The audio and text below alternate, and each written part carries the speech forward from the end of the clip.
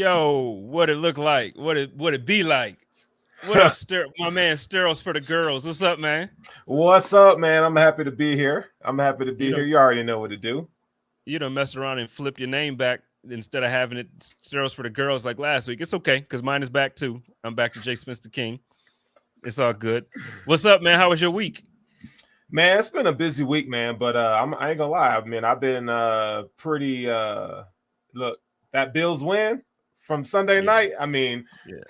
how many times have you watched the game? I don't know how many times I don't watch the game, the highlights, the analysis from other national media. I've been all over it all week long. So it's been a good week.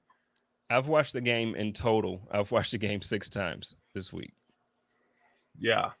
Yeah. It's just so like okay, so normally I'll rewatch the game once, so like I'll watch it live as a fan, and then I'll go back to rewatch it so that way I can prepare for the show and whatever, like go back and break down stuff. This week, man, I'm like, nah, I want to watch it once specifically for Tremaine. I want to watch it once specifically for like, so no, I watched it, man. And first of all, let's talk about let's start about the game. Let's talk about the game last week. So first, obviously, everybody, we're missing two of our compadres.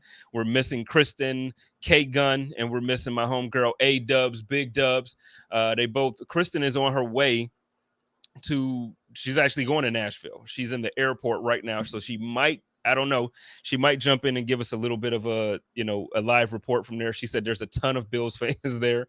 I've been seeing all of these videos everywhere from Bills fans traveling to Nashville, so I think it's gonna be fun, man. And I read somewhere earlier that they expected to be around 42% of the capacity to be Bills fans, which is insane. Like I don't think people understand when you say like almost half the stadium is going to be Bills fans. That's insane. Oh yeah. I mean, look, Tennessee, man. I mean, that's where I'm from. So the the Titans are cool. They're a good story, but man, there's so many Buffalo transplants down there. Mm-hmm.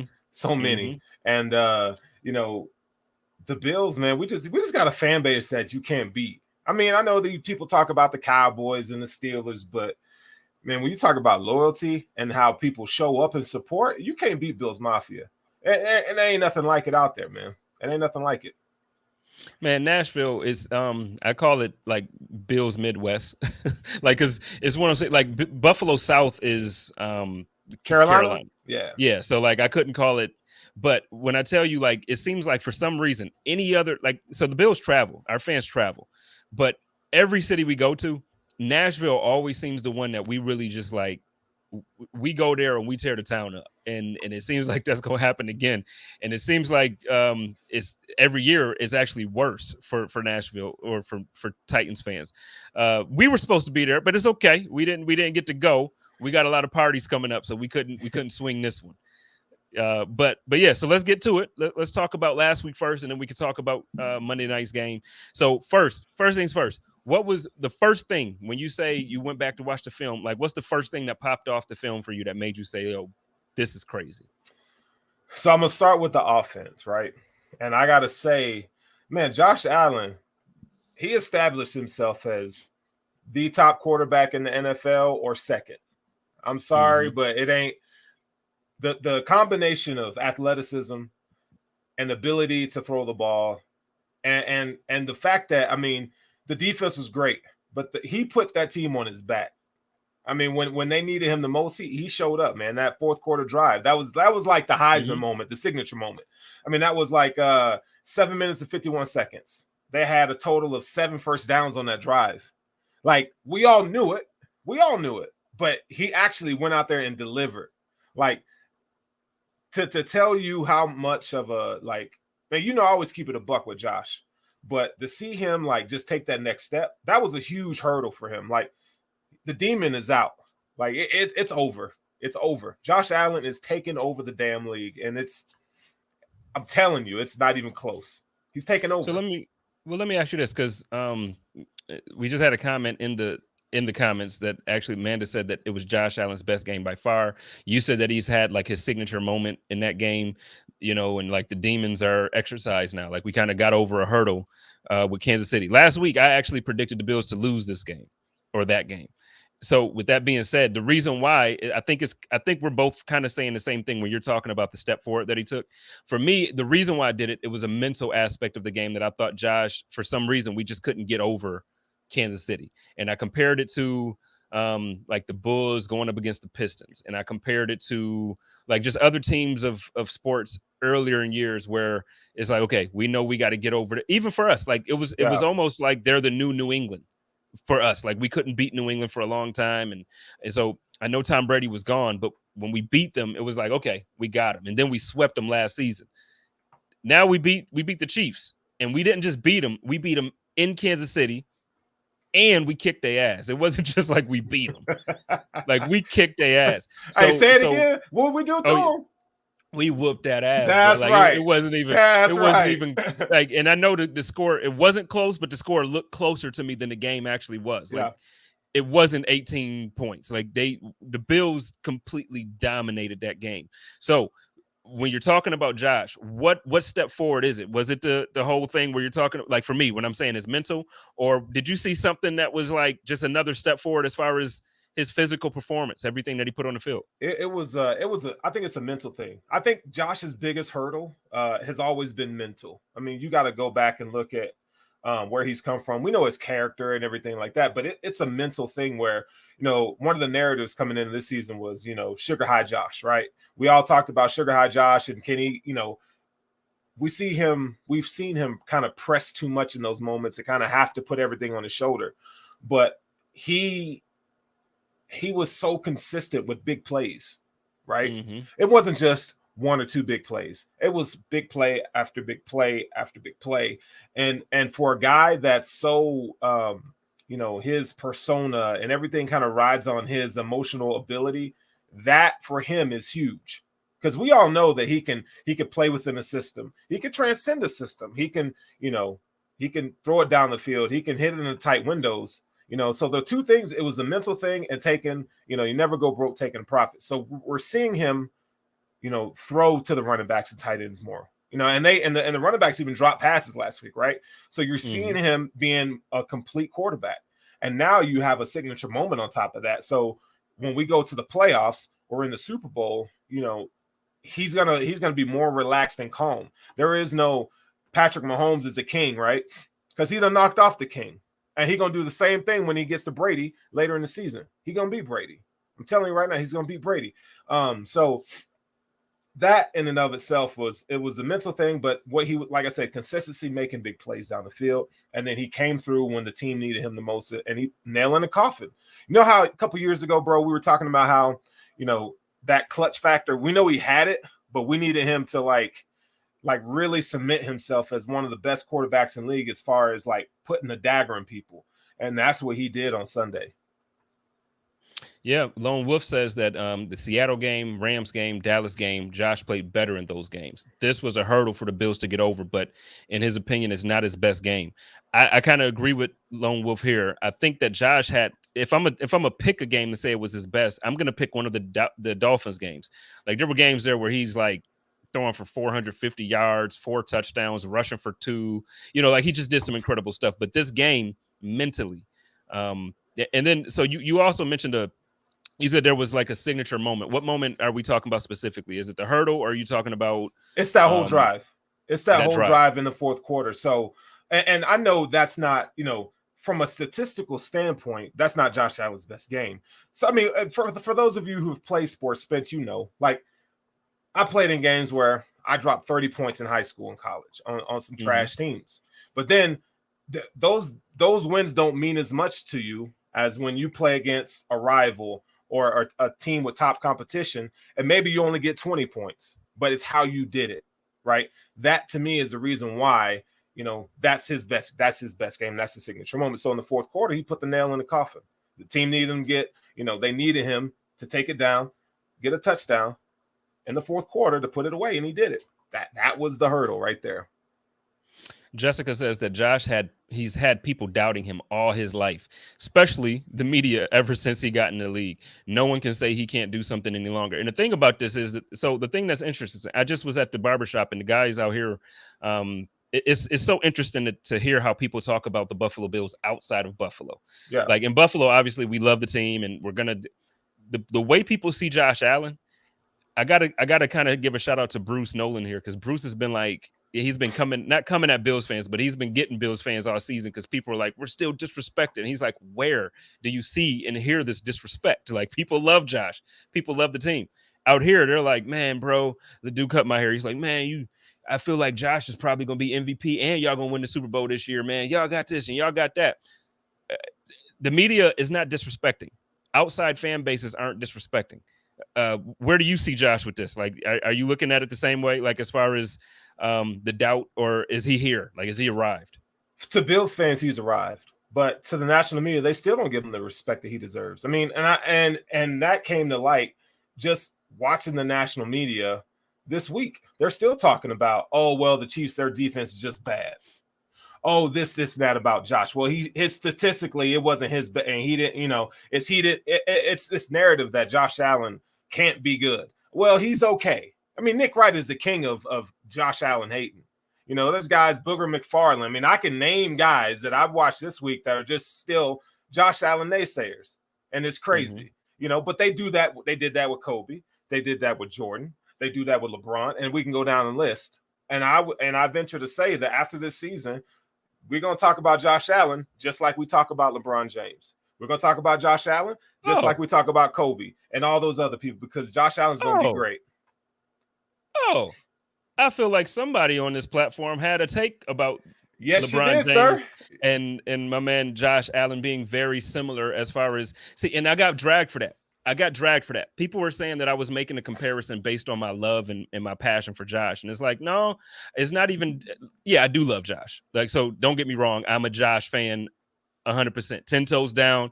Once we drafted him, I was with him from the moment that I went to a practice and I saw this guy fling the ball 45 yards down the field with it looked like he did this. And the ball made it like halfway down the field. And it's just like, okay, this dude's different than Tyrod. I'm on the Josh Allen, so I was with him. But if you really look at who they are as athletes, like their composition, like who they are as people, it's a fair comparison. I'm not talking about, I'm not saying Josh is the GOAT like Bron is the GOAT. That's not what I'm saying. But what I'm saying is the way they came into the league, the way they were raw, the way they had to win early on, the way they had to get their team motivated early on is completely different. To me, the way I look at this year's Bills team is when LeBron went to Miami. This is his Miami time now. Like, okay, I learned. LeBron couldn't shoot at first. Okay, I got better shooting. My team still ain't good, but I got better. All the stuff that they stopped me on, I got better. Now he goes down to Miami. He got Wade. He got Bosh. He got some shooters out there. He got Chalmers to handle the ball when he don't feel like handling the ball.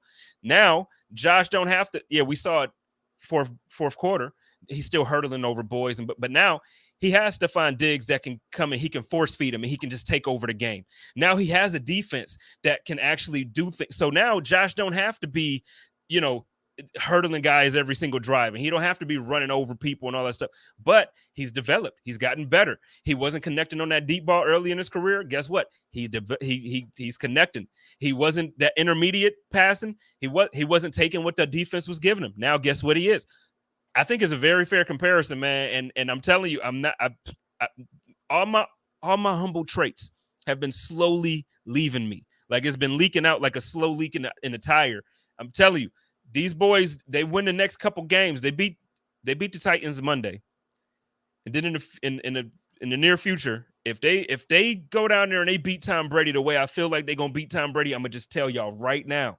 If you're not a Bills fan, you probably won't want to listen to the code of conduct. You probably won't want to be on the chop up. You probably won't want to see me on the Hump Day Hotline. You don't want to ask me to come on another show, because I'm telling you now, if I talk to another fan, if I'm a guest doing a guest spot on somebody else's show, I'm gonna talk my I'm gonna talk my stuff, man. Like, I'm just telling you. Sorry. And you should.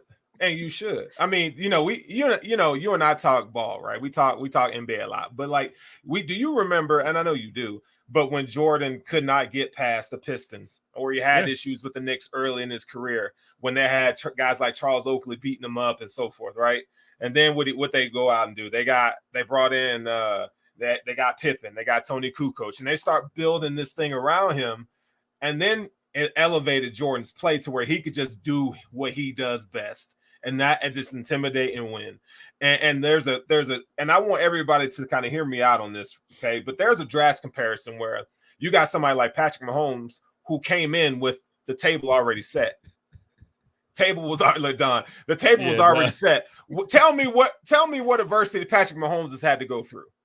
And that's the thing. So so the comparisons to Patrick Mahomes early on, they're not fair to me, because Patrick Mahomes coming in the first year that he was able to start, not his rookie year. He didn't start his rookie year. He sat behind a quarterback, developed a little bit. His second year, when he started, he already had the type of roster that Josh now has. Josh didn't have that as a rookie. And granted, Josh probably needed to develop a little bit more still. For sure. But what I'm saying is Josh didn't have that.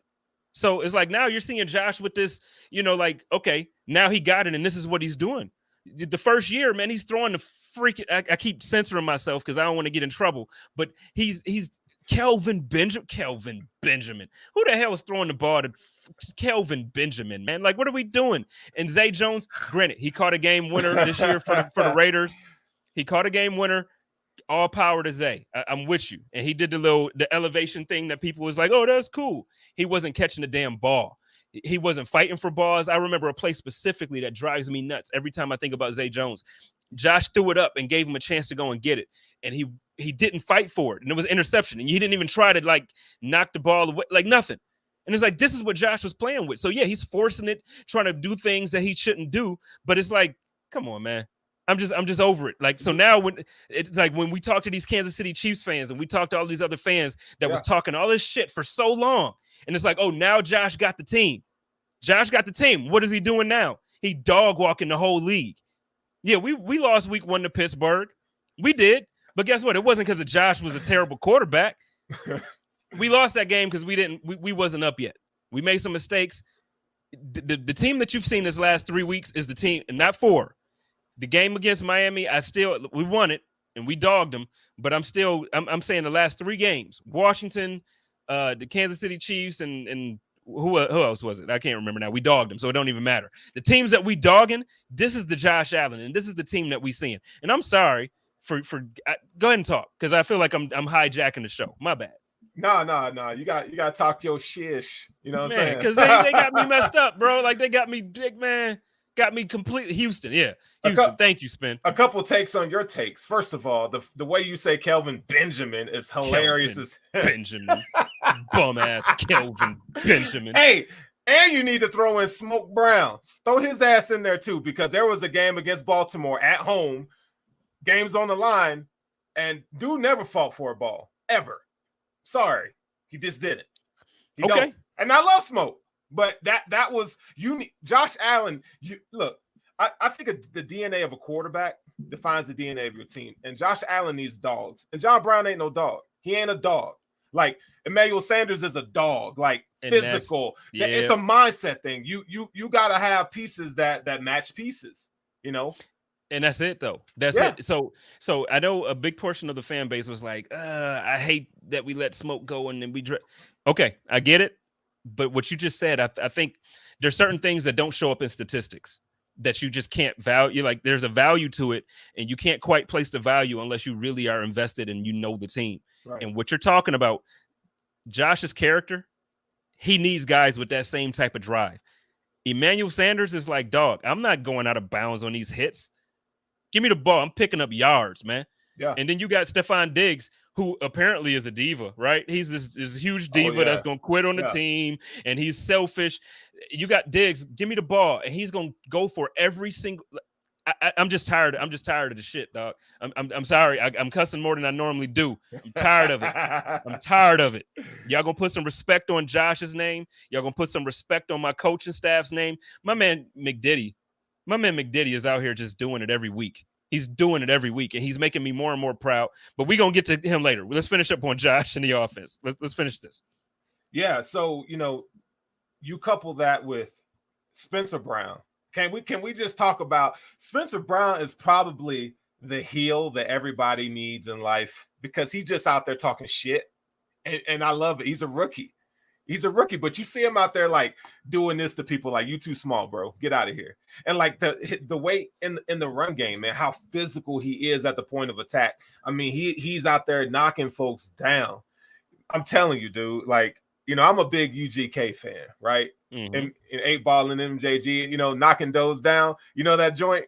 That's my junk right there. And every time I see Spencer Brown, bro, that's a song that's playing in my head because he's out there knocking them down.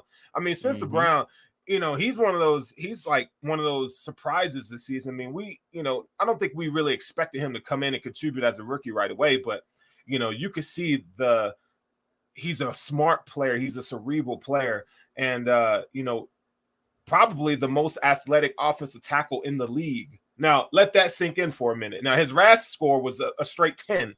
He is the most athletic offensive tackle in the entire NFL. That's crazy. Can I flex on that for a second too? Because the way you got me about my prediction, I got to get you too. I've been asking since we drafted him, how can we get this dude to start? Like, and I know that you hit me one time, was like, just not time yet, man. He got to develop still. He's raw. He is like, nah, this dog needs to be in it. He is raw, but Josh was raw his rookie year, and sometimes the physicality, especially in that position, just go out there and maul dudes, man. Just go out there real quick though, before because I want to stick on that. But Joshua Allen, not Josh Allen. Joshua Allen just said, we're not going to disrespect John Brown. He was great for Josh, got open routinely. He wasn't big enough for Peters on the TD pass in Baltimore. Nobody's disrespecting John here. What we're saying is John was very good. He actually had his best season for his career with Josh Allen. He was very good for the team. But there's some things that you just can't look at when you're talking about statistics and when you're talking about certain things like that. John Brown just doesn't have that same type of dog mentality as Stephon Diggs, as Emmanuel Sanders, even Cole Beasley. This season, I'm a little concerned, and we're going to talk about that a little later too. Yeah. I talked about that on a code of conduct. It's just you need guys who are dogs. That's why I love Zach Moss, because Zach Moss makes people make business decisions, and he's not going down unless it's like 3 guys on him. It's just not happening. That's the kind of people that Josh needs. But back to Spencer. Spencer has that same type of he has it, bro. Like, and then the way he talks shit on the field, I love it. I love it. A rookie coming in here talking like this to dudes that's been in the league for 5 to 7 years, and he's just like, man, and especially the short people. You're like, man, can't see you. Where you at, dog? Spencer Brown is everything that they want Feliciano to be. Sorry. He the play matches up with the attitude on the field. Feliciano is average. I'm sorry, he is average to below average guard, and that's just, I love the mindset he brings, but we need that mindset with the play to match. Right? Spencer Brown is that, the play matches. Gregory Rousseau is that, and the play matches. Right?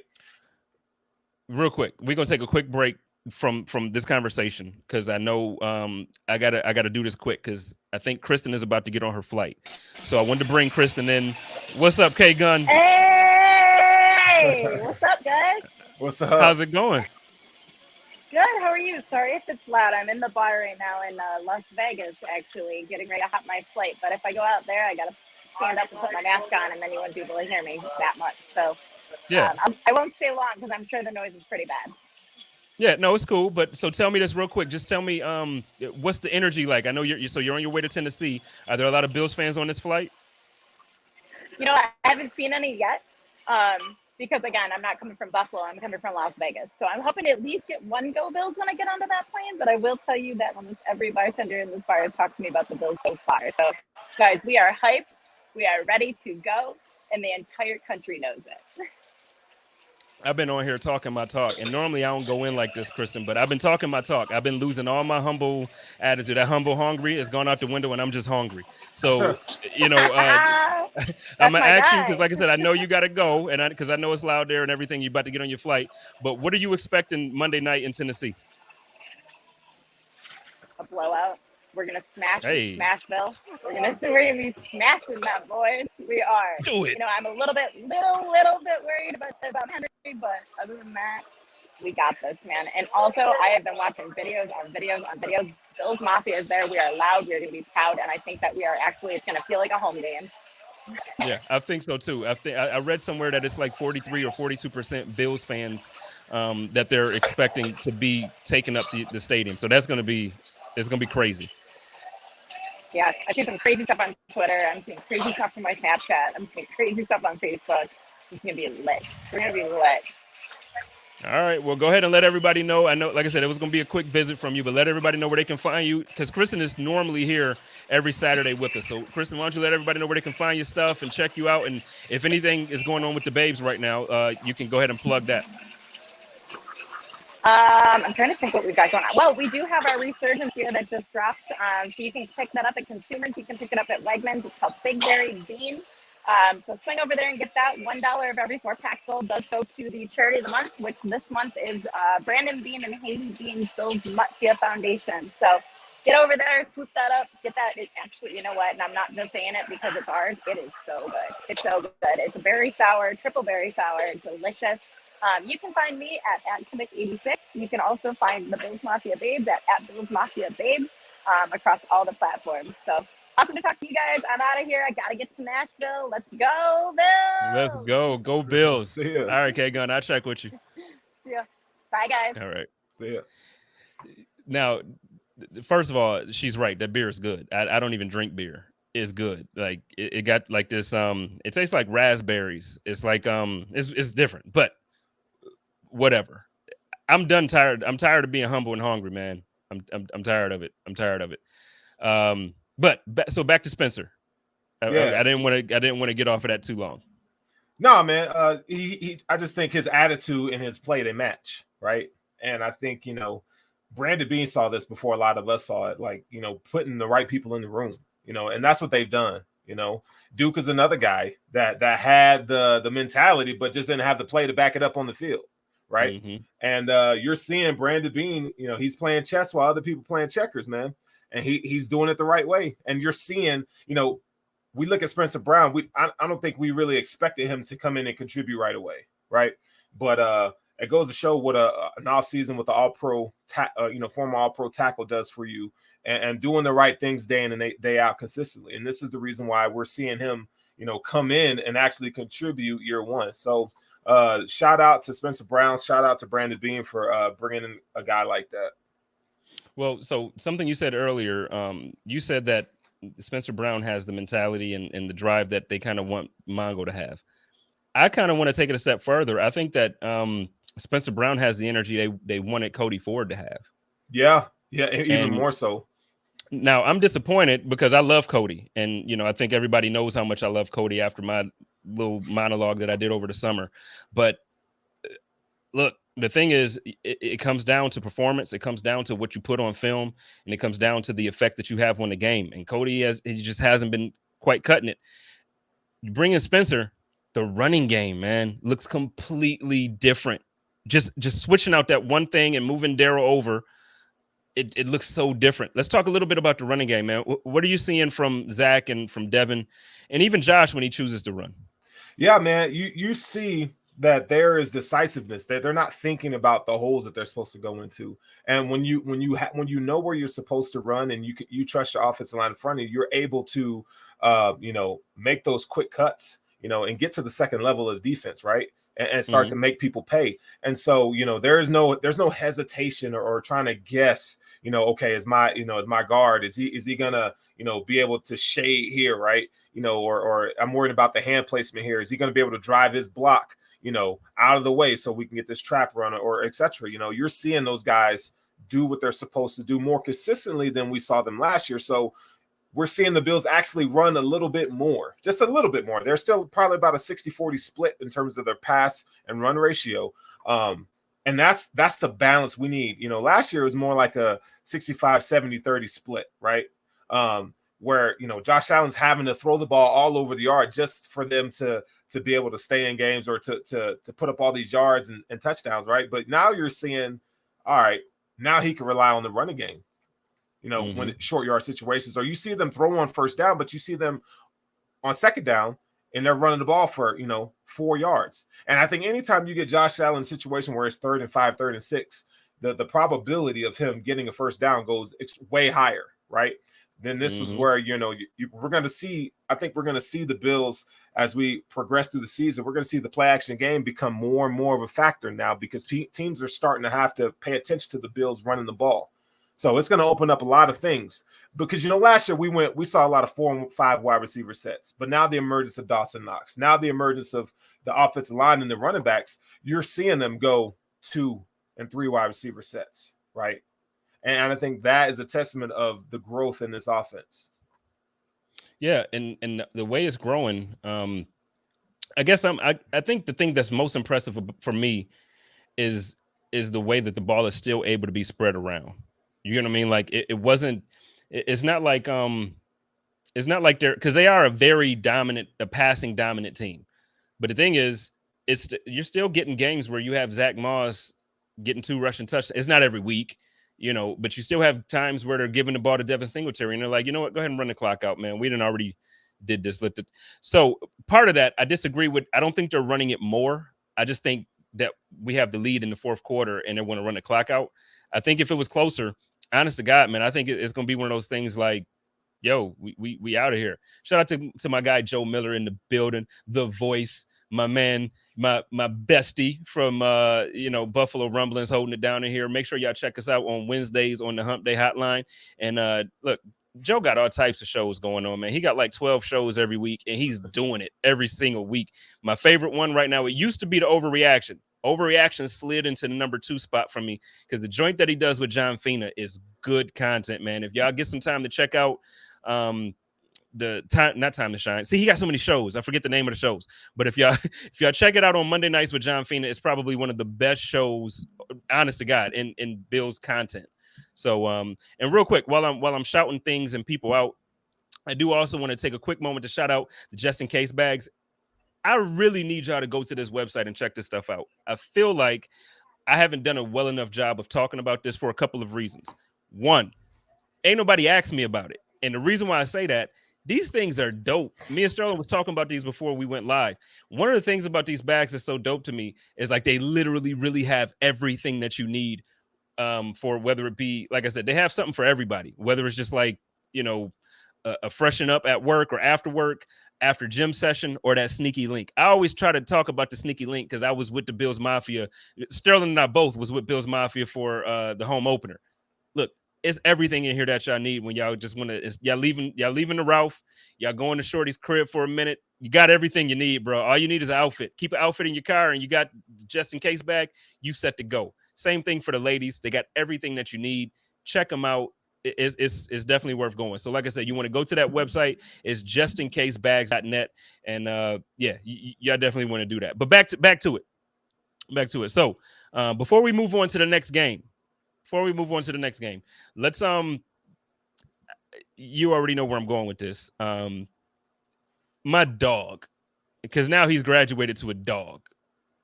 He's catching bodies in a completely different way. My man, Tremaine Edmunds, is out here doing the damn thing like I've been telling y'all he was going to do since last season. And now it feels so good because I'm seeing Eric from Cover One post this things, all these different things about it. I'm seeing Baldy, Coach Baldinger posting all these things about it. I'm seeing Steros for the Girls talk about it. Bruce is tweeting about it. Everybody talking about my man Tremaine Edmunds. He's won Defensive Player of the Week this year. Y'all see me getting hype again. I was talking about Josh earlier, and I was being humble and hungry and threw the humble out. Now I'm back on it with my dog Tremaine because he catching them damn bodies. And if you see something, we gonna say something. We gonna hashtag that. It's going down. Talk to me about my man Tremaine. Let's talk about Tremaine. Man, Tremaine Edmunds is having an all-pro season, it looks like, man. I mean, he's another guy that gets a lot of undue scrutiny. But he's only 23 years old. And people are like, well, you only say he's 23 years old, but he's only 23 years old. And what is his 4th year in the league? Like, this is crazy now. And we're seeing him live up to what people think that he's supposed to be, right? And that's a damn good linebacker. And so one of the things that I'm going to point out that Tremaine did, and he's been doing all season, but that he did, first of all, he was able to cover Travis Kelce. Mm-hmm. Not only did he cover Travis Kelce and get physical with him, but he was able to do that. He was able to cover Tyreek Hill in the 10 to 15 yard range. Like, Let me say that again. Tremaine Edmunds was able to stick with Tyreek Hill in coverage. That's crazy for a linebacker. We're talking about the fastest man in the NFL. I'm not telling you that Tremaine Edmunds is just as fast as Tyreek Hill, but what I'm telling you is what he's able to do in coverage. The thing he does best now is his ability to cover. So if you go back and you watch that game, one of the things that we talked about last season was the Bills' inability to match up man-to-man with the Kansas City Chiefs. Well, what they were able to do on Sunday night is they were able to match up man-to-man, and they also use zone, right? And the game planning that Frazier and McDermott were able to pull off, you can only do that if you have guys like Tremaine Edmunds. And I'm going to say Matt Milano, even though he didn't play, but they used Saran Neal to kind of mask that. They used a combination of Neal and AJ Klein.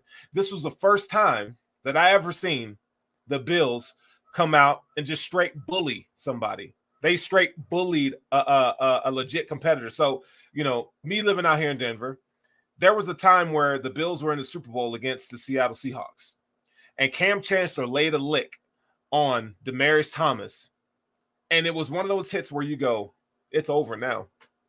Ain't no coming back from this. And Jordan Poyer hit Travis Kelce. We talked about this on the Hoof Live on Tuesday night. When Jordan Poyer hit Travis Kelce, and Kelce was like, you know what? I'm tapping out. I'm out of here. That was the moment where I was like, yo, it changed. The game was already won, but it changed. Saran Neal coming out. Y'all saw him get a couple holding penalties, right? But how he was so physical at the line of scrimmage with Travis Kelce, with Tyreek Hill, and those guys. I'm telling you, man, they were actually the bully. They were the bully that Rex Ryan wanted his defenses to be. The Bills were that bully. I'm telling y'all. And so in coverage, man, they were playing a cover 2 shell in coverage. You know, you got guys like Jordan Poyer coming down and playing robber. You know, they switched from a cover 2 to a cover 1. You know, you have Micah Hyde and Jordan Poyer coming down to play robber. It was a beautiful thing, man. So they thought they were going to pull the same stuff that they did last year in the AFC Championship game, which we're going to throw 4 and 5 wide receivers out there, and we're just going to let Patrick Mahomes have a field day. Well, they get to the line of scrimmage in their 3-by-2 set. So that's 3 wide receivers on one side, 2 on the other. Or they get into a 4-by-1 set, right? The Bills' communication, and that comes from, back to my point, Tremaine Edmunds, how he was able to adjust the defensive line at the line of scrimmage, and then he was able to get everybody in the same place in terms of coverage. I'm telling you, man, he's having an all-pro season, and everybody needs to go on and get on the train now. You know, you got your body count, but not only is it the body count, but my boy, he's going. That guy's going to be an all-pro linebacker this season. And I'm telling you, man, the Bills, this defense is legit. It is legit. And y'all better start taking notes. My man Trey Ellis says he wants to see Edmunds get a goal line stop. The thing about this is, first, the defense got to let teams get to the goal line. That's first. Secondly, over the last 4 years, there is only one person in the entire league who's had more tackles for loss in the entire NFL than Tremaine Edmunds. I mean, I need y'all to put some respect on my man Tremaine Edmunds' names and quit with the little, you know what I mean? Like, Tremaine still shows poor tackling versus more. He does not. He does not show poor tackling, and I'm gonna come for, like, now I'm at the point where I'm addressing when people saying foolishness. Y'all not gonna come on here and talk foolish about Tremaine. Y'all not gonna do it. I've been humble for too long. I'm not humble and hungry no more. I'm just hungry. Matter of fact, when I get off of here, I'm gonna get me something to eat. That's how hungry I am. You see what I'm saying?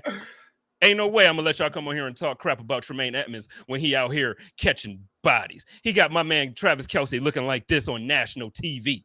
Got him holding his mouth open, drooling and stuff. Like, man, I ain't got time for this no more. I don't feel like getting beat. That's what Tremaine Edmunds is doing to people.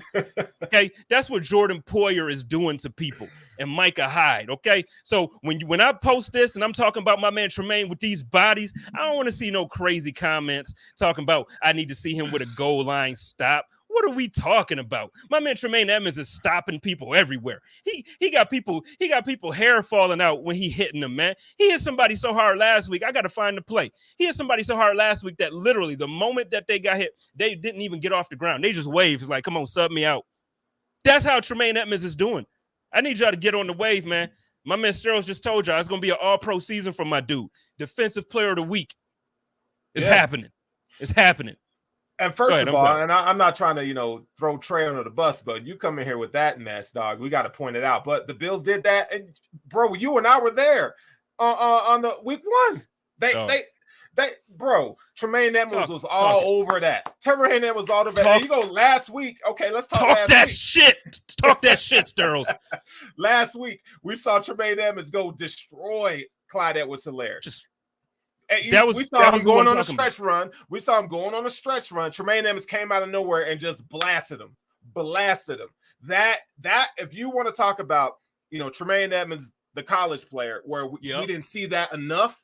Now look at him this year. He is actually going in there. They were talking about, in the pre-draft process. Roquan Smith is better because he can finish tackles. He plays through tackles, and he's so much more physical than Tremaine Edmunds.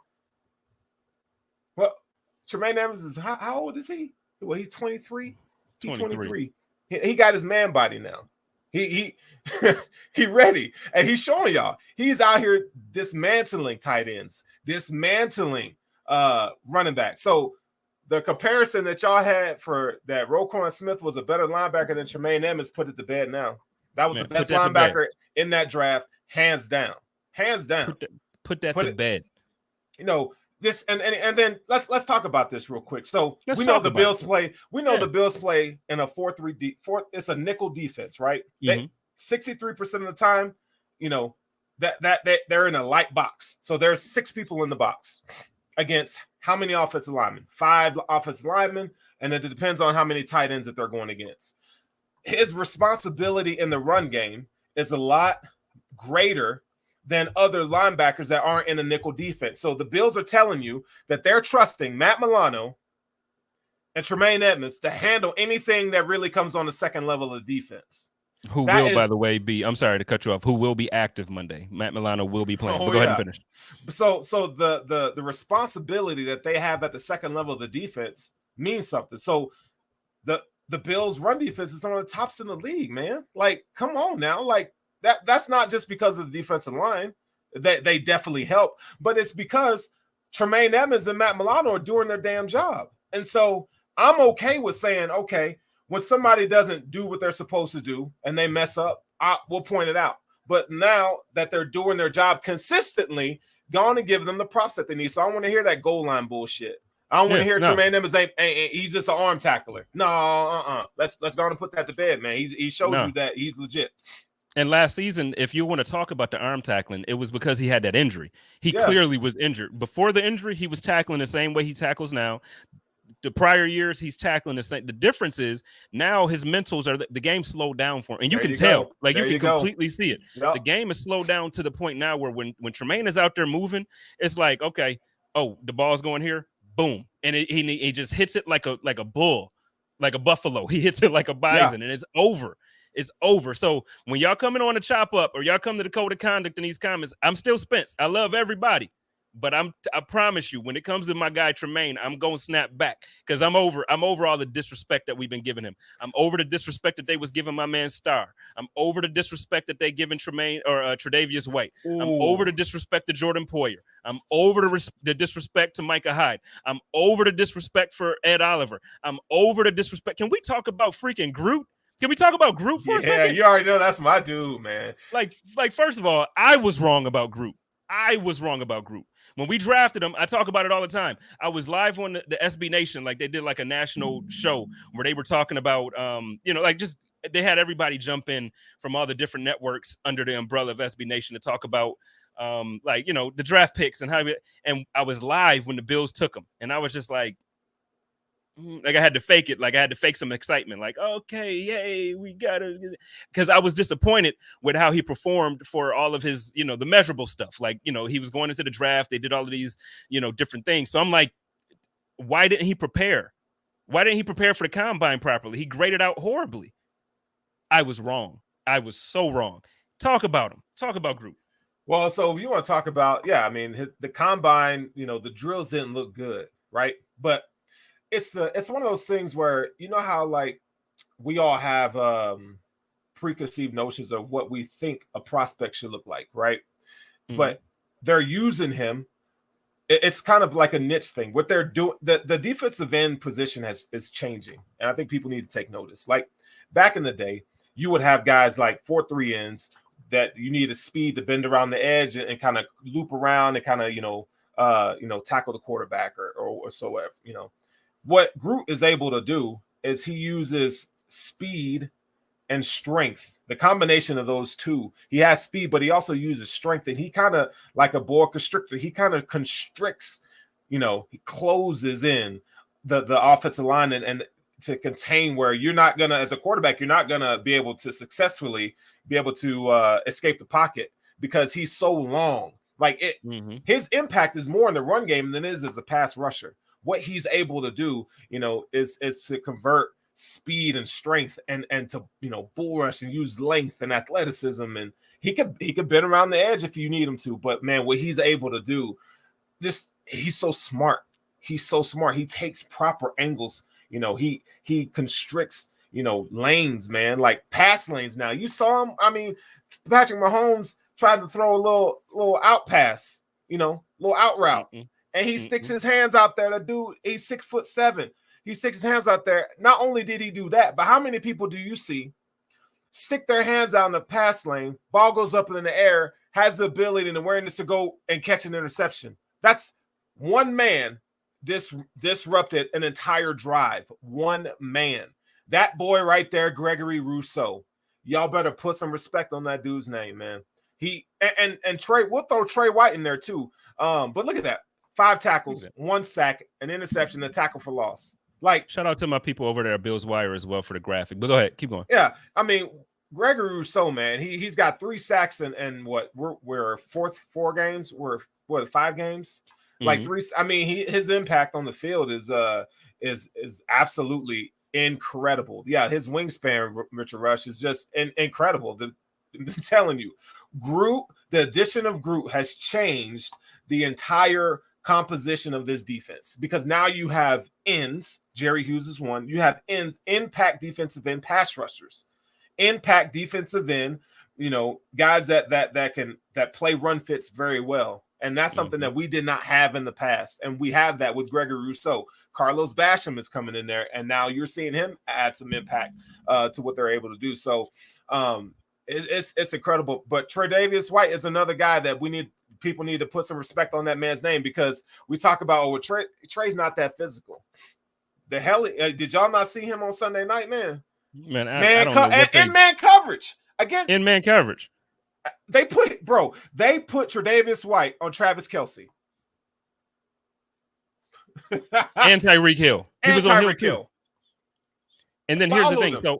So, and I always I do this because he's my guy. EJ from PFF actually made some comments about him again. He's been on like this hate. I don't want to call it a hate Tre'Davious White campaign, but it comes across as that because it's just negativity in my opinion. But he actually made comments about it. It's like, well, he pass interference. It was a big call. And I'm like, first of all, and it's not an excuse. You can tell the coaching staff wanted to be physical. You could tell they was like, look, we're going to get some holding. We're going to get some pass interference. To hell with it. Just go ahead and put your bodies on these dudes. Show them. Because that's how the Chiefs play.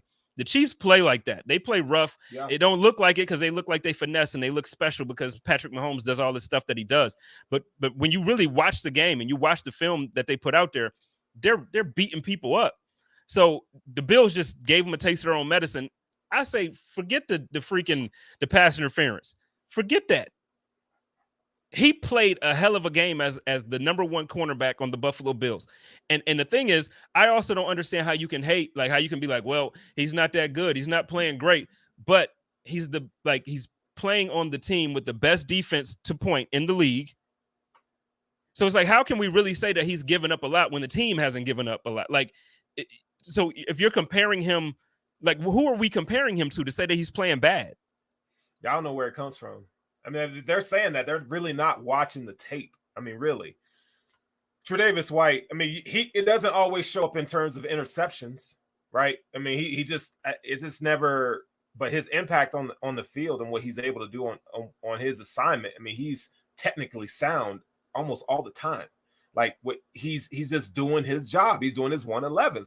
And if you're not out there catching 6 interceptions like Travion Diggs, I guess, you know, people don't think that he's doing his job, right? But Tre'Davious White is doing his damn job. So throw some respect on that man's name. He's doing it. And for the record, and Trayvon Diggs is awesome. He's super talented. I wanted him in the draft. Like, so, I mean, I'm not, but the thing is, when I say this, there's a part of his game that, yeah, you're going to get the glory with the interceptions, but he gets burned because of the type of way he plays. He goes for the interception every single time. So if you miss that dude, the person catching the ball is going to take that and run. And then also on top of when you're talking about that, it also comes down to the fact too that I feel like quarterbacks are still trying him. Quarterbacks aren't trying Trey like that. No. If you throw the ball at Trey that much, I promise Trey going to get those interceptions too. There's no way that you're going to throw the ball at Trey that often and think that you're just going to, you know, be out of here and you ain't going to have the same result. Yeah. Yeah. There, you know, you got look at guys like Antonio Cromartie, Aqib Talib. Those are guys that were really, really good at jumping routes, right? Mm-hmm. Travion Diggs is really good at jumping routes, and part of the reason is because he's a former wide receiver. So you're talking about a 6'2" guy with long arms and has speed. He's gonna be around the ball a lot. Richard Sherman is a comparable comp to Travion Diggs. So yeah, like you're gonna see that. So. Trey White he's not built that way, but what Trey White is technically sound, and you're not going to see him get burnt like that, you know. So it's a high risk, high reward that Trayvon Diggs plays, and I love the fact that he's able to jump on balls like that, right? And I would love a cornerback like that for the Bills. But you mean Trey White is just as valuable as Trayvon Diggs, right? As a Jalen Ramsey, he's just as valuable. So again, if it's not, you know, stat sheet stuff and people don't really understand the value of that. Right. And, you know, Tre'Davious White is an all-pro, and he's one of the best corners in the league because of that. Okay. So I got all my aggressions out. So let's move forward to Tennessee. You got a little extra. We have 51 minutes already. We typically stop right at the hour. You got about 15, so we can go into overtime and kind of. All right, let's do it. So because we didn't talk at all about Tennessee, really. So let's talk a little bit about Tennessee. One of the things that I'm going to be looking at with this Tennessee game, and I spoke to it earlier, somebody in the comments was mentioning like, well, about obviously again it was about Tremaine. It was like, well, I hope Tremaine can actually, it was Trey again, you know, like I hope Tremaine don't get hurt by Henry. Thing is, so Buffalo has kept Henry to 63 yards. That's his average against the Buffalo Bills in the last 3 games. Now he has 3 touchdowns, but he's become a non-factor when you're talking about what you're used to getting out of Derrick Henry when he plays against the Buffalo Bills compared to the rest of the league. What are your thoughts going into this game about, here's what I put the Buffalo defense has held Henry to only 63.7 yards a game on 3.82 yards per carry with 3 touchdowns since the start of the 2018 season. That's impressive. Like, yeah. Even last season when we didn't play well, like they blew us out, we kept him in check. What are your thoughts about the defense? What are your thoughts about Henry going into this game? So what do you feel? Yeah, I mean, he's the best running back in the league, so he could pop off for 100 yards. But that's not that's not even.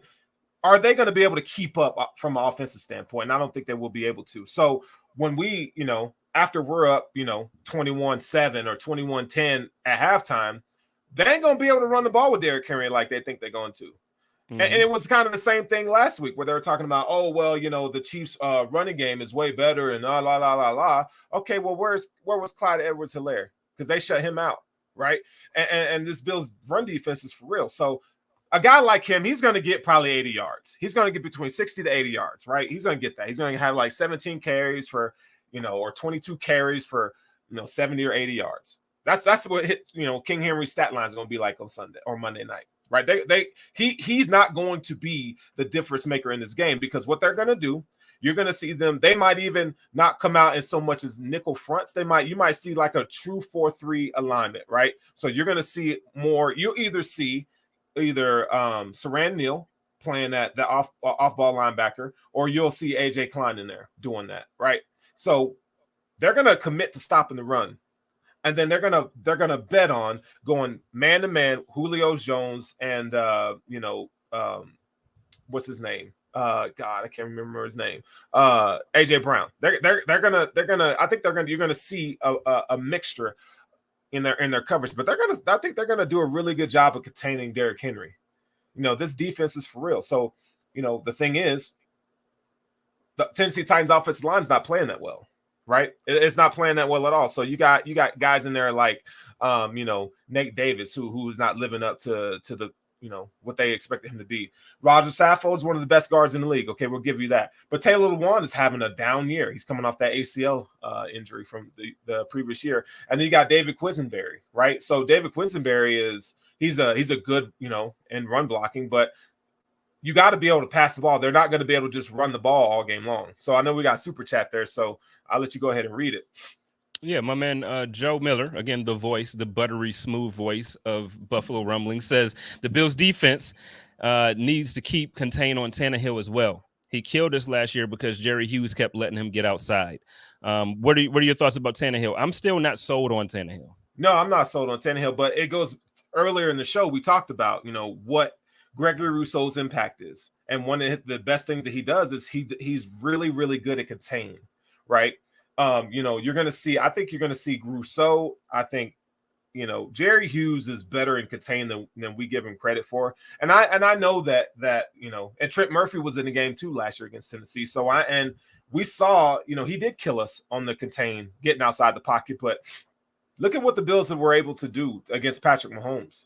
I mean, they used Mario Addison as a spy. They used a combination of Ed Oliver, Gregory Rousseau. I mean, they are containing quarterbacks. You're not just going to get outside the pocket and just think you're going to make plays. You're not going to make your bed there. So if you do that, if he tries to do that, they're going to eat him up. It's not going to happen this game, Man. And they use so much play action pass, which the Tennessee Titans have kind of gone away from. They're not using as much play action pass as they once were. So they're going to make the Tennessee Titans one-dimensional. So once they kind of, limit the run game, they're going to be forced to pass. This is not a big play offense. I mean, the Tennessee Titans have 13 plays that have been over 20 yards and more. That's one of the worst teams in the league. They got one play over 51 yards. That's some of the lowest percentiles in the league. So this is not a big play offense. So they want to dink and dunk you. And you want to do that. The Bills they're great. They're learning to be really good in man coverage, but they're flooding zones. So they're going to eat up, all those little quick short passes that Tannehill thinks he's going to get. You got guys like, Gregory Rousseau leads the league. No, Tremaine Edmunds leads the league in tip passes at the linebacker position. Tremaine Edmunds. Ha! Think about that. So I'm telling you, the short zone stuff, they're killing it. They're killing it. So what they're going to do, they're going to make you one-dimensional, kind of like a Bill Belichick thing. They're going to make you one-dimensional, right? So you're not going to be able to run the ball like you think you need to. So they're going to dare you to pass. So Tannehill, why don't you go out and beat us? And they're not going to be able to do that over top. And you know what? The thing, just to talk about Henry and then go back to Tannehill in that passing game, the thing is, the Bills haven't even needed to blitz to stop the run game.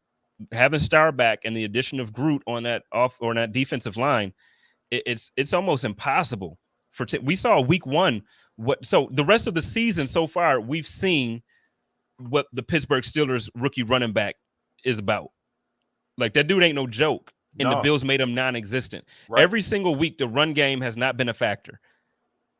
I'm not saying, I get that Henry's the best or second best, depending on who you're talking to. Right. I still personally think Christian McCaffrey, when he's healthy, is the best running back in the league.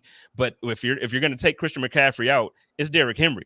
So he's the best back in the league. I still just don't see them having a day that he's so dominant that they control the clock and they keep the offense off the field and they, like, I just don't see them winning this game. I don't see it. Yeah, I just their play style doesn't match. The NFL is about matchups, and the way they match up with the Bills is just not a good recipe. I mean, we're talking about a Tennessee Titans team that they've given up. They got one of the worst total numbers in allowing sacks. They allowed 20 sacks last year as a whole. 24 last year, and he got 20 this year. They're up to 20. They're up to 20 right now, and we're not even we're a quarter into the season.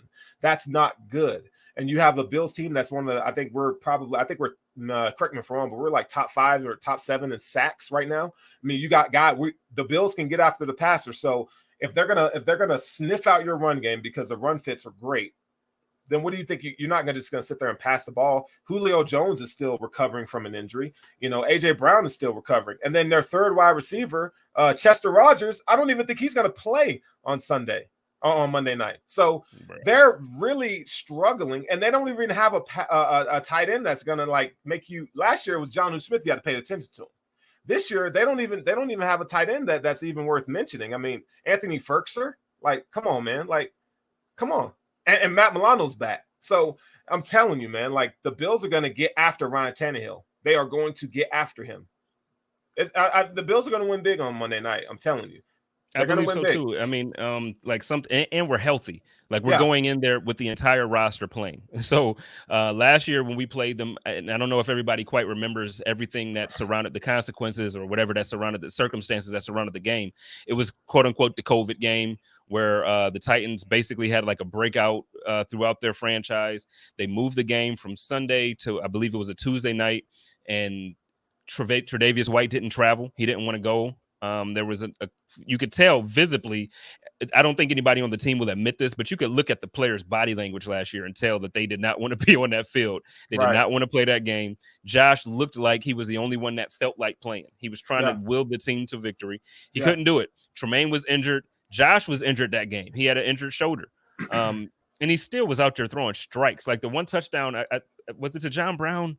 Taiwan Jones. Man, God. He threw a freaking strike. Like it was a laser, man. Like I don't know how Taiwan has hands anymore after that catch. So it's like, it was a game that we want to forget, but at the same time, there was a lot of good to take away when you go back and look at it. It's TJ Yeldon. Yeah. You go back and you look at that game, and there's a lot good to look at. And when you factor in the fact that we had injuries, Tre'Davious White didn't travel. It wasn't the best of circumstances where you could tell they didn't want to play. And then we're coming off of this high after beating the Kansas City Chiefs in Kansas City on national TV, Sunday Night Football, just smack that, like beat that ass. Like, you know what I mean? Like we coming off of that. Yeah, right. There's no way that I feel like we're going into Nashville with 40% of the stadium being Bills fans. Right. No way. It's going to feel like a home game, and we're going to dominate, and Josh is going to do it again. Matter of fact, I'm a predictor right now. Hot take of the week is really not a hot take because he does this like, a quarter of the season. He did it last year 4 times. He's going to do it again this year 4 to 7 times. Josh is going to be the player of the week. He's going to be the offensive player of the week. It's going to happen again. He's going to have like 4 touchdowns. I know we ain't at the part where we doing our predictions. He's going to have like 4 touchdowns in the air, 1 on the ground. I feel like the Bills are going to win this one 38. I'm gonna be nice to them. I'm gonna get them 17. That sounds about right. I mean, I have them going getting 40. They're gonna beat the brakes off of Tennessee, and this is where the Bills are so petty, and I'm here for it. I love it because Josh Allen in the media will tell you, y'all, we're just worrying about the next game. We really don't think about last year, blah blah blah blah blah. But behind closed doors, they all talking about Tennessee. And it's great that the game is in Tennessee. It was great that last week's game was in Kansas City. So they're coming to your house, and they're going to beat that ass. Okay? They're going to come into Tennessee, my home state, and they're going to, as you always say, Spence, Daddy's coming home. Daddy's coming home. Daddy's coming home on Monday night, and he's mad because he ain't had no lunch. Hey, in the comments, real quick, before we get Sterling's prediction, why don't you everybody just go ahead and tell me what y'all think the prediction for the game is going to be, what the score is going to be, and then also tell me a stat line for Josh Allen, how many touchdowns, yards, all that good stuff for Josh. And then, hey, I want some hot takes in these comments too. I'm gonna ask Sterls for one, but first, go ahead and you said they're gonna drop a 40 burger on him. What's your prediction though for the score? Yeah, I'm gonna go with probably like a 40, 42 to 16 probably. Just it's kind of the same score they put up on us. It's gonna be nasty, but I'm gonna go with Gregory Rousseau. He's gonna have 3 sacks. He's gonna have 3 sacks, and I expect Jordan Poyer to come out with the interception. My dog Jordan. Shout out to Jordan Poyer, and actually shout out to Jeremiah Poyer. He and I had a little discussion the other day. when I tell you my respect level for the Poyer family is starting to go through the roof past the football stuff. The stuff that this family is doing, man, they're just an incredible family. So I just want to shout out Jeremiah. Absolutely. I want to shout out Jordan. But yeah, go ahead, finish with your. My bad. I keep doing that to you. My fault. No, man. That's pretty much it. I mean, I think you're going to see, as far as the stat line for Josh Allen, I think you're going to see him eclipse over the 300-yard mark. Tennessee Titans, they're not going to have Christian Fulton in the defensive backfield. He's going to be out for the game. So, they're relying on rookie Elijah Molden out of Washington, which he's played well, but Amani Hooker's out. Janoris Jenkins old. He's really susceptible to double moves. I think you're going to see a little bit of that. And then Caleb Farley's been, they haven't really used him much in the backfield. So, we have to. Jeffrey Simmons is one of the best defensive linemen in the league. Harold Landry we saw issues with him, applying pressure off the edge last year. Bud Dupree is overpaid, and he was the fourth best, pass rusher on his squad last year. And that signing is really not working out. So I think, outside of those two studs, they really don't have anything that scares us. I mean, they're linebackers. You're looking at David Long, Avery Williamson, Rashawn Evans. I mean, these guys they're good. They're good hitters, but they're, in terms of the mental processing between the ears, I mean, they just are not good. They're not good football players in terms of reading an offense, right? And knowing what they're supposed to do, what their responsibilities are in coverage. So the Bills are going to attack the middle of the field, and I think they're going to attack the seams in this game. Dawson Knox is probably going to have another 100-yard game. So Josh Allen's stat line is probably going to be 325 yards, 3 touchdowns through the air, 1 on the ground. That's what we're going to see from Josh Allen. So I think he'll probably have around 32 completions. He probably go 32 for 41, 325, 3 touchdowns through the air, and 1 on the ground. Man, go ahead and talk that talk, sir. But, I love it when you talk like this. I love it when you talk like this. Hey, right? Don't be telling folks what we do behind closed doors, bro. This is our bromance here. Bad. That's how we get it down. That's how we get it in, though. But I love when you talk like that. I'm just saying. You talking dirty. I love that. You stupid for that. Shout out to my homegirl T Estelle. T in the building, representing that Built in Buffalo network. Shout out to everybody over at Built in Buffalo doing what they do. T, I got to get you back on the code of conduct. We were supposed to, so T and I have a segment that was supposed to be like weekly called the King's Tea with T, and we were supposed to talk about the drama around the league, and we done just got some. I don't know. We got to get our communication going back. I miss my sister, so we're going to get you back on there. But hey, so everybody, I see all the stats. I see all of the joints. I'm going to give y'all one more hot take. I think you said something, and Charles actually just reminded me of it. I think this is the game that we see from Beasley that we were used to all year last year. I think Beasley's back this week. I brought it up earlier in the show where I said, I think, on Code of Conduct, actually, I mentioned, I feel like, it's kind of concerning that he hasn't had the numbers that we've seen from him. I've been bragging on, the Bills have the best or the second best slot receiver in the league. Y'all got to relax, asking the team to cut him because he didn't want to be vaccinated and blah, blah, blah, blah, blah. Right. But to date this season, he's not playing like the best slot receiver in the league. Now, is that, like Josh said the other day, is it by design because, matchups and all this stuff? Or is it that he's kind of being phased out with the, with Dawson Knox showing up now? Dawson Knox is a big part of this offense. And now Emmanuel Sanders is a big part of this offense. It's a lot of mouths to feed. I mean, it's just one of those things where you look at like the Brooklyn Nets, right? KD goes off one game. Harden goes off another game. Kyrie goes off one game. And then you'll have a game where, Blake Griffin gives you 16 and 10 off the bench or whatever. They don't need Beasley to have 8 receptions every game. They just don't need him to have that, right? You don't see, Gabriel Davis, he's not popping off. But, I mean, his play is probably not where – he's the only one that I would see in the wide receiver room, in my opinion, is probably taking a step back a little bit. But the top 3 guys, they don't need them to do that every single game. And the Bills they're not passing the ball like they did last year because they don't have to. They're having a more of a complete offense. So Cole Beasley is fine. He's doing, if you watch the film, he's getting open. He's doing what he's supposed to do. The offense is just, you want them to be spreading the ball out like they do, because when they get in the playoffs, you're putting so much tape out there. You don't know who to guard. And Dawson Knox and Emmanuel Sanders are eating up a lot of opportunity. They're eating up a lot of opportunity. So kudos to those guys, man, for coming in and having such big impacts. And you know what? Speaking of Emmanuel Sanders, I know a lot of people are concerned fantasy wise. Now I'm kind of shifting the conversation a little bit. Fantasy wise, a lot of people, I've seen people in my league. I saw a trade, like somebody traded Stephon Diggs this week. Don't give up on Stephon Diggs because he's not putting up the numbers from last year. The thing is, he's being targeted just like last year. It's just been some, they'll get it together. And I'm telling you, once they get it together, what we're already seeing from this dominant offense is going to be even like it's going to be ridiculous when Josh and Stephon gets it back on that. Like once they connect again like that, it's going to be crazy. So don't give up on them with fantasy, man. No. Like, I don't know. Actually, it was Carlos. Do you know Carlos? On Twitter, I think his name is like Lowe's something. Yeah. He was in Denver a couple weeks ago, actually.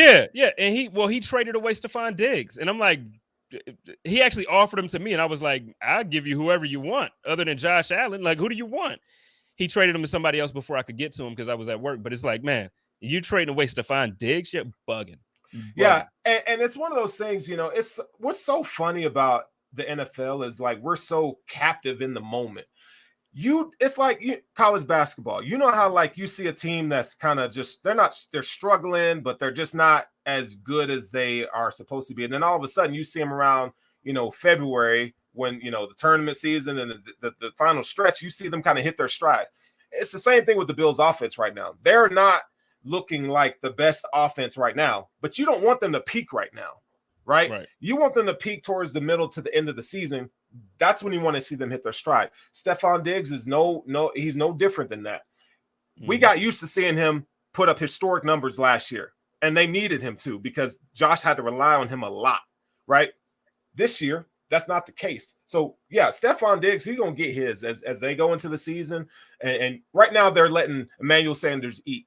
So they're showing you, okay, yeah, we could feed Emmanuel Sanders, doom. And then when we get to the middle and end of the season in the playoffs, here comes Stephon Diggs, and everybody's going to be like, oh, my God, Stephon Diggs just came out of nowhere. It's like, no, fool, like this is all by design. This is all by design. Like they got Diggs again, too? Like, what the hell? Like, I'm telling you, it's by design, man. So everybody got to chill out. And people were talking about before we came to the season, like everybody was questioning Emmanuel Sanders signing because it's like the speed and this. It's like, yo, the speed is there. Like the route running is there. Everything is there. So he has everything that Stephon Diggs has. He's just older. Yeah. Like when he was younger, when he first left Denver, I wanted him so bad in Buffalo when he first left Denver. And it was like, man, he went down to New Orleans, and I get it. Like the opportunity to play with a legendary quarterback and Drew Brees and all that stuff. I get it. But, man, if we could have had him 3 years ago, oh, man. Yeah. Come on. Hey, guess what, though? We ain't got to worry about that no more. So when top receivers it's on. Can I talk some shit for a minute? Talk your shit, bro. All right, listen, man. And I know people are going to shoot me for this, but I don't even care right now. What if the Bills got Odell Beckham Jr.? What if the Bills got Odell Beckham Jr.? Now you tell me. Listen, now let me tell you. Yes, sir. Let me tell you. I don't know if it's even in the realm of possibility. But Brandon Beane, I think he's been known to kind of look and tinker into things that we're all like, I don't think that'll ever happen. But he's always on the phone listening, right? Cleveland and Odell's situation, they're going to move off from him at the end of this. He's not going to be with the Cleveland Browns next year. You're getting dragged already, just so you know. I don't care. I don't fucking care. Look, I put my credentials on the line. Like I study this shit. Like I'm about this, and I don't care. Say what you want about Odell. Odell is he's the man, bro. And y'all say he's a prima donna. Every wide receiver's a prima donna. Y'all said that about Stephon Diggs before he got here. But you put an Odell Beckham on his offense, who we talked about, you and I, Spence. You know what? Take that back. I'm just talking to you right now. So all y'all naysayers, I'll stop the comments. Joe Miller, you my dog, but F you right now. I don't even want to hear what you got to say. Listen, Spence, bro, me and you talking right now. Forget all that. Yep. You throw an Odell Beckham in this offense. His ability to win in the short intermediate area, right, would take this offense to the next level. Now, we're talking about a Bills team. That's on the cusp of going to the Super Bowl and winning the Super Bowl. You put a guy like Odell Beckham in this offense, it's going to be problems. And I think you could probably have him for a third or fourth round pick Can I Maybe say something even later. Can I say something? Because I'm in agreement with you. So all the people dragging you in the comments, I'm in I don't agreement with you. But here's the reason why I'm in agreement. I think you know how critical I am of Baker. I don't think Baker is a top dog in this league. But could you imagine Odell in that Beasley position? Yes, sir. You put Odell in that Beasley position and you line him up on the same field with, and again, I know we're going to get dragged, like you said, and the comments are I don't going. care. Listen, Baker cannot hit him. Nope. Baker literally hit him in the foot last week or the week before. He was throwing Odell Beckham was open on a go route and he hit the defender in the back of the helmet. Yeah. He didn't put it out in front of him. He didn't put it out in front of Odell to catch it. He hit the defender in the back of the helmet. Yeah. It's Baker. It's Baker. And I know Odell gets a lot of stuff. Like somebody in the comments just said Odell's trash. Odell is not trash. No, he's not. I don't know what football y'all be watching. I don't know how. And I get it. The media made us hate him because it's like, he's a diva. He just like Josh Allen. Yeah, like I get it. Like they made you hate him in New York and they made you hate him in Cleveland. I get it. When I tell you, I promise you, you would fall in love with Odell Beckham Jr. if Odell Beckham Jr. was a member of the Buffalo Bills. Absolutely. You would fall in love. And then when and Daniel, I all love and I respect you, but you say he wouldn't be happy as a wide receiver 3. A lot of people said the same thing about Antonio Brown down there in Tampa Bay. Guess what he's doing? Excelling in the third position because you're facing the slot cornerback, or you're facing guys that aren't. I'm telling you, you put Odell Beckham in this offense. It don't matter if he's 3rd, 2nd, 4th, 8th. It don't matter where he is. As long as he's on the field, that guy will freaking eat. And Jessica's asking, is he willing to block? You don't need him watch. But please watch him. But he does, though. Please watch. Right. That's what I'm saying. Please watch him. Like Odell Beckham is that dude. He's that dude. And I know we probably can't talk about this on air. Let's talk about this. We're going to talk about this behind closed doors. But you feel me, OBJ, if OBJ was, man, I'm going to start the campaign. Now I'm not going to do it. Look. Beasley, they might not even be able to have Beasley next year. Emmanuel Sanders will probably retire. So the Bills are going to be, you put him with Josh Allen, the dog of dogs, of dogs. Tell me why this wouldn't be a marriage in heaven. Get your preconceived biases and what you think you saw Odell and la. Get that out of your head. I'm telling you. I'm not saying it's going to happen. But Dawn says that she loves him. She said Odell Beckham is great. I love him, but he's not the type to like Buffalo. It's why he doesn't fit in Cleveland. I don't know. I agree with your points as far as, you feel like he might not be the type to fit in Buffalo. I think the reason why he doesn't fit in Cleveland is because his quarterback can't get him the ball. Yeah. It's not because he doesn't fit. He doesn't fit because he can't get him the ball. And people think he doesn't like Cleveland. Odell Beckham, you never hear his teammates say he's a bad teammate. Never. So like this whole thing about him saying like, I don't think he would like Buffalo. I get why people talk like that, because that's how the media made us look at him. Yeah. I promise you, if you got him the ball, people thought Diggs wouldn't like Buffalo. Guess what? Diggs is here with hot sauce. He got, Diggs is like, oh, Buffalo likes wings and hot sauce and blue cheese. Let me go ahead and come out with blue cheese. He's loving Buffalo. T.O. was the same promise thing. T.O. was the same thing. Listen, man, people have your own opinions, all right? And I'll say this. I watch film, so I know, I see it. You mean to tell me, I don't care what you think about Odell, you put him on Josh Allen. This is one of the best places in the NFL where you become the best version of yourself. Mm-hmm. And now he's on a winning Super Bowl contending team. That boy will show out. He'll show out. I'm just telling you. It might not happen, but man, would it be fun to dream a little bit? And Odell would be a great addition. Jeremy says, I'm with you, because when I see all those misses from Baker, all I could see was him getting open in Buffalo. And that's all day long. Some people, I'm trying to find a comment. The comments are popping tonight. I appreciate y'all. Keep doing it. But Daniel says he doubts McDermott would view him. I'm sorry, I keep messing up. He doubts McDiddy would view him as a process guy, in his opinion. I could see that perspective. But again, what I'm saying is, a lot of people thought that about Diggs. A lot of people thought that about, people think what they do, but the way this team is built, the way this team is constructed, Odell Beckham is exactly the kind of guy that Brandon Beane and Sean McDermott would go and get. And Justin is saying that he doesn't think the two alphas like him and Diggs can coexist on the same wide receiver core. Why? He's with Landry. He's with Landry right now. Yeah. And Emmanuel Sanders is an alpha. Mm-hmm. Absolutely. I don't know. And what? Is Cole Beasley's not a process guy? Can we throw that out the window? Get that out the window. Cole Beasley, he ain't a process guy. Especially after this year, McDermott was basically he was an angry father. Like McDiddy came out there in this presser one time, and you could see him being the annoyed dad. Like, the team needs to be like they need to be vaccinated. Like, I want the team to be vaccinated. It's against the process that the team is saying. So, like, I'm not talking about his choice, whatever. Right, I support. Well, whatever he does. Yeah. But I'm saying he's going against certain processes and he's doing things. Look, we got to throw out some of these things. The team don't want choir boys and they don't want all these perfect individuals. But Odell Beckham is not an off-field issue. I still don't understand why that's the thing out there about him. I don't know how this show ended up being about Odell. We can stop and we can go ahead and end it. I'm gonna load this thing up as a podcast so y'all can get jiggy and me and Cyril can talk about this behind the scenes because y'all is like y'all really getting on my man Odell. Yeah, but Trigg said Odell would be perfect with Josh because they're very similar, very much like Diggs. I agree. We're going to get on out of here, Sterls. Why don't you let everybody know where they can find your content, what you got going on over there at Cover One, my dogs over at Cover One. Let everybody know what you got going on, man. Yeah, man. So, you can catch me on Twitter at Burrow Sterling. My show comes out on Tuesday nights, the Hoof Podcast Live. That's where we get it in. And then our podcast, we have a podcast on Friday where we do the matchup preview show for the upcoming game. So, yeah, man, I always try to keep it a buck. I like film. I just like the new prospects and having ideas and so forth. So that's pretty much all the guys over at Cover One, man. We're grinders, but we like to have fun too. So, man, come check us out. Like, follow, and subscribe. Cover One and Buffalo Rumblings, and my guy, Jay Spence, the King. Do it. Now, the Hoof Pod is live on Tuesday nights. I want y'all to support them, but I want y'all to support them after you watch Dakota. No, I'm messing with you. I'm messing with you.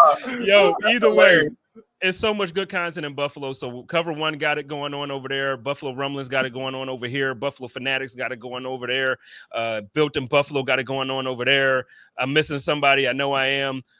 So don't be mad at me if I didn't say a network. There's so many networks. There's so many great shows. There's so many great content providers. Support us all. We got the best team in the league this year. Support us all. We all got good thoughts and good stuff to put out there. Support us all. I'm telling you, you will not miss out. I truly believe Buffalo is the best in the NFL when it comes to outside creation or the digital or the content creation world outside of radio and outside of the beat reporters. Buffalo absolutely has the best content creators in the country. Ask me how I know. I'm living in Phoenix right now. You see what I'm rocking? I live in Phoenix right now. They do not have the content creation. They do not have the fan base as passionate. It just isn't there. So when I tell you to take advantage of the fact that Buffalo got it going on, what? Shout out to Lil Kim. We got it going on. We got it going on. So keep doing the thing. Shout out to Joe. Shout out to Bruce. Shout out to Nate. Everybody doing their thing. Y'all know how I do it over here. It's your boy, Jay Spence the King. Catch me on the Code of Conduct. Catch me on the Hump Day Hotline and every week here on the Chop Up. And, hey, love each other. Take care of each other and live in peace. And as always, stay positive. Test negative. Go Bills. Go Bills.